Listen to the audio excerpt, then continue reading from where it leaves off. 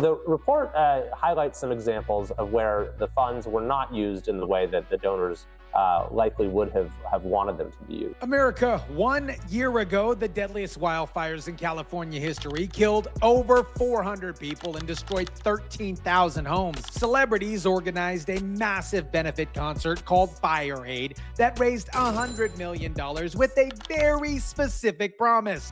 During the concert, the impression that many people got was that the funding was going to go directly to the victims, and that was not the case. $100,000 went to podcasters who just talked about the fires. $650,000 went to voter registration and political advocacy groups. $500,000 went to pay staff salaries at nonprofits, and the money was specifically prioritized for illegal immigrants, while American homeowners are still waiting for help. I don't know how all these so-called leaders and people that are supposed to serve and protect honestly go to bed at night thinking that they're good humans, because we were definitely left to burn. And 1 year later, only nine homes have been rebuilt out of 13,000 destroyed.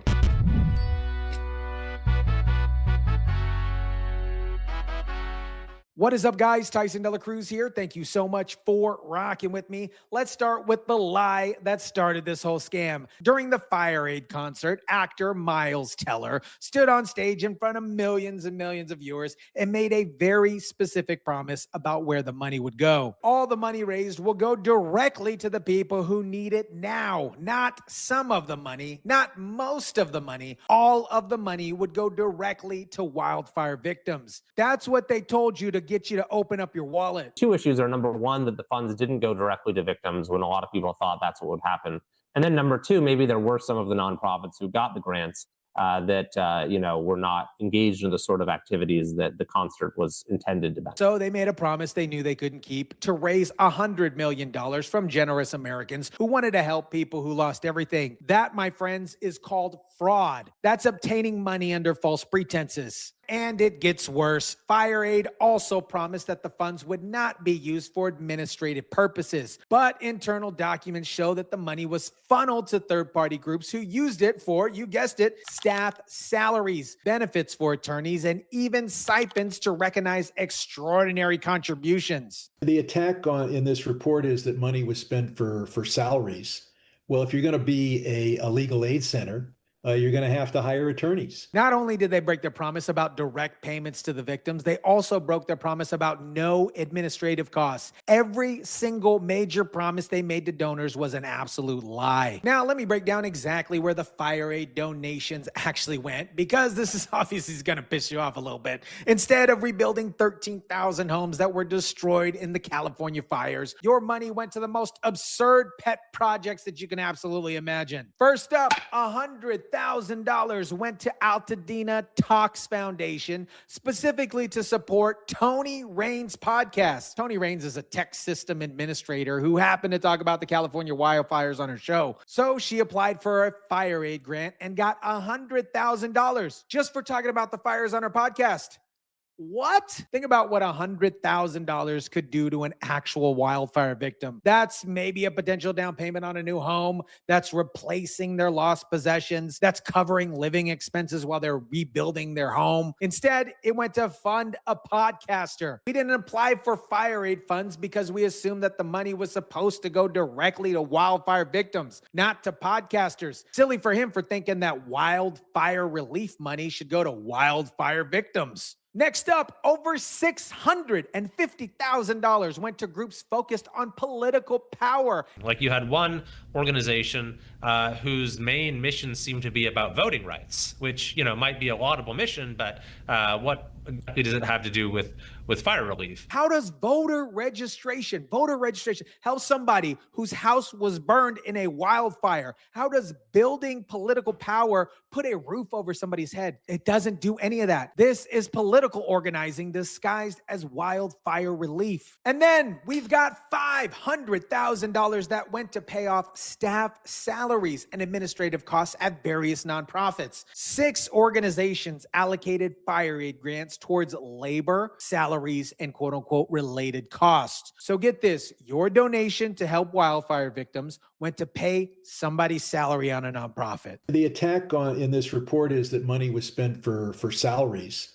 Well, if you're going to be a legal aid center, you're going to have to hire attorneys. Democrats are going to defend this till their face is blue. Well, you're going to run a legal aid center. You need to hire attorneys, but that's not what donors were told. They were told the money was going to go directly to the victims, not to pay off nonprofit staff salaries. But here's the part that should make you furious. According to an internal document, FireAid prioritized and awarded grants to organizations that serve, get this, illegal immigrants. While American citizens who lost their home were waiting for help, FireAid was making sure that the undocumented immigrants got priority access over relief funds. What the heck is going on here? A group called CORE, Community Organized Relief Efforts, received $250,000 from FireAid.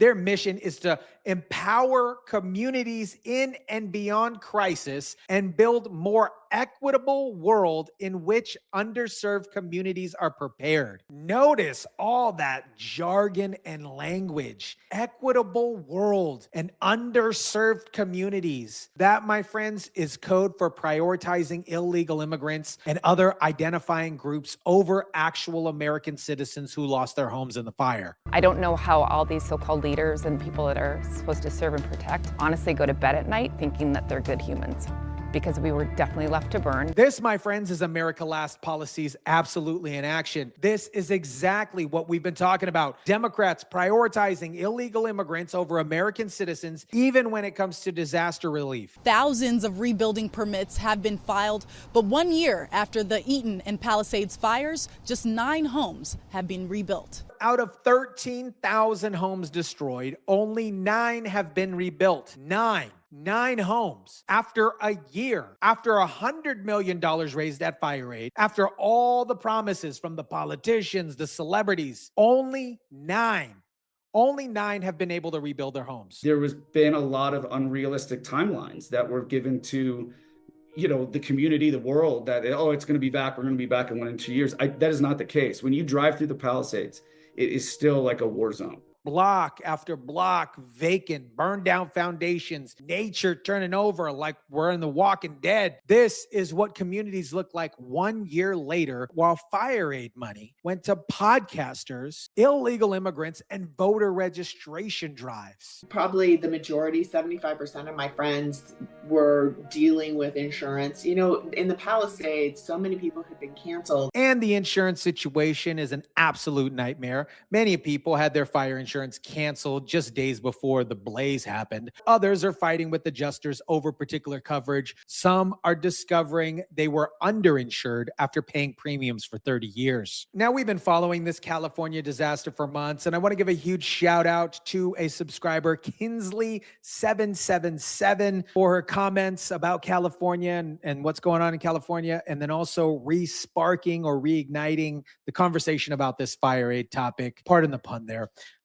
Shout out to you. Really appreciate you. One neighborhood after the other, street after street after street, nearly the entire community of Pacific Palisades has been destroyed. The wildfire victims aren't staying silent about their particular betrayal. They're furious, and obviously they're demanding answers about where the relief money actually went. The concerts were, by all measure, a tremendous success.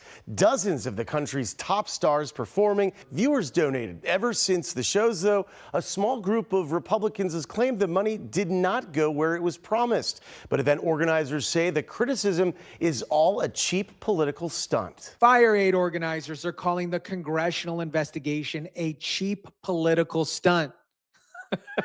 They released their own audit claiming that 100 nonprofits got all the money that they were promised. But that's not the issue. The issue is that those nonprofits weren't supposed to get the money in the first place. The victims were. I feel like I'm doing the very best I can to report on what's happening in Pacific Palisades, to give voice to the concerns of the community. One journalist who lives in the Palisades and lost his home said he's trying to give voice to the concerns of the community while also helping his own family return to their home. That's where we're at in California, in America. Victims of disasters have become journalists just to get the truth out. We didn't only lose home, we lost community, we lost neighbors, we lost school, we lost sport, we lost grocery shopping. It feels like you start from bottom after January 7th. Listen to what this victim said. It feels like were starting from the bottom after January 7th. They lost everything, starting from the bottom. FireAid money went to podcasters, voter registration, and staff salaries. That's the real betrayal here. The Pacific Palisades Community Council had to write a letter to the organization several months after the disaster saying, we're not really seeing any impact here. What's going on with the money? The actual community that was supposed to benefit from the concert had to beg for information about where the money went. But the FireAid fraud is just one part of a much larger failure. The California government response to these fires have been an absolute disaster from the beginning. An alarming investigation by the LA Times exposes a litany of deletions and revisions in the LA Fire Department's report on the city's response to the deadly fires. They tried to whitewash the fact that they failed to pre-deploy firefighters to the area, and they knew it would be problematic. Alleged arsonist set the fire that became known as the Lockman Fire, and that burned several acres up there on a clear and calm day when firefighters could control the fire.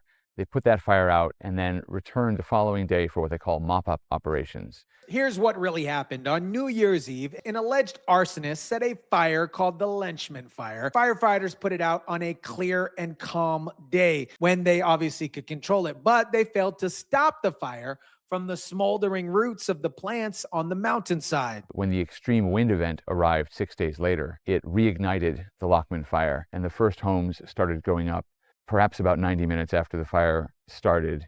And by nightfall on January 7th, all of Palisades was burning. The entire disaster could have been prevented if firefighters have done their job properly to mop up the operations at the beginning of the year. There was no running water anywhere. There was no water in the fire hydrants.